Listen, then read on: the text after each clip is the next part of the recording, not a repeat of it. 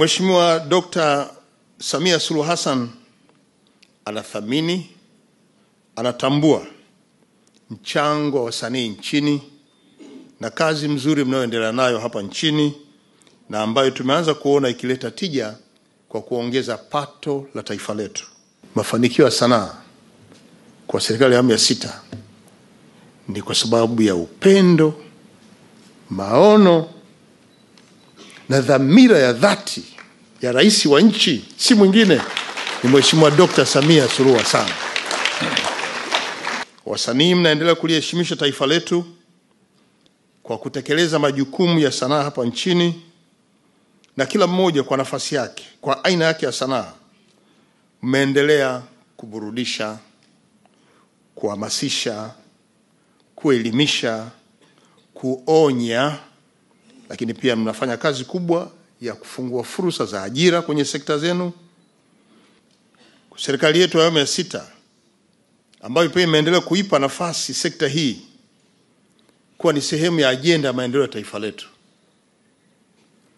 Ndugu wadau wa utamaduni na sanaa, maendeleo ya utamaduni na sanaa yanadhihirika kwa ongezeko la ushiriki wa vijana katika shughuli mbalimbali za utamaduni na sanaa hapa nchini, lakini vile vile kwa kuimarika kwa ubora wa kazi zenu ambazo mnazitenda wakati wote na zimekuwa zikileta manufaa kwa taifa letu, na hasa zinapozingatia utamaduni, mila, desturi zetu maeneo yote mnapotekeleza majukumu haya.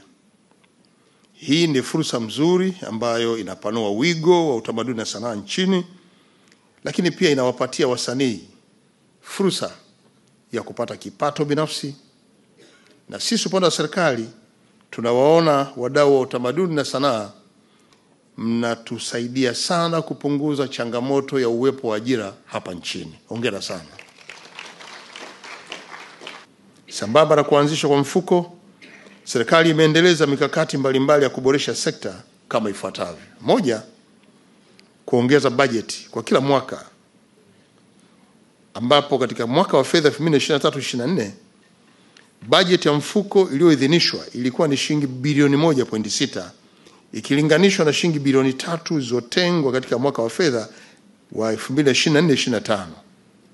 Kiasi hicho ni sawa na ongezeko la 87.5. Na katika bajeti ya wizara iliyopitishwa bungeni tarehe 7 mwezi wa Mei, mfuko umetengewa jumla ya shilingi bilioni 4.